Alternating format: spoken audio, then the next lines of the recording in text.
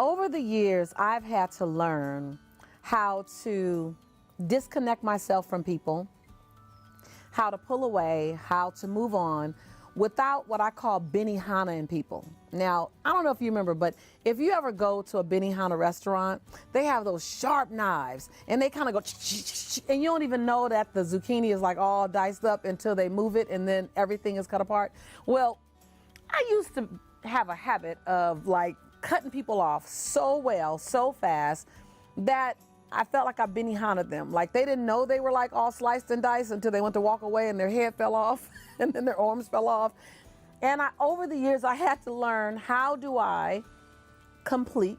By the way, I would say, don't break up with people. Don't break away from people. Don't stop being their friends. A better mindset is recognize when the relationship is just complete. Now, I say complete with me. When I say complete, that means the relationship has had every experience that it needs to have. You've done everything you need to do, and it's just complete. So you don't have to make people wrong. That was a big lesson for me, because we're taught that in order for relationships to end, someone's brains need to be splattered on the ceiling. Well, the older, wiser me recognizes that I can end relationships from people who I've outgrown, or people who might be toxic, or people who are just not a fit for me, and also leave their dignity intact. You go into a conversation at 0 when you say, I need to talk to you about something. Instead, I want you to think of it this way. When you go in at 0, and then you say, what's wrong? I need to talk to you. This doesn't work for me. This doesn't work for me. Every time you say this doesn't work for me, you go down one notch. -1, -2, -3, right? Most people do that. Almost everyone does that. Look, we need to talk. As soon as you say that, people are like, oh, what? And then you go on to all the things that don't work for you, right? Well, that takes them down. -1, -2, -3. You never get back up, which is why brain splatter ends up on the ceiling, because you can never get up to neutral again. You started and you took them down, and you guys couldn't get back out. Let's try this. So I want you to get a piece of paper out, and I want you to write 0 and draw a line like it's a guiding line, and write 0 right in the center of that line. And then write -1, -2, -3 below the line.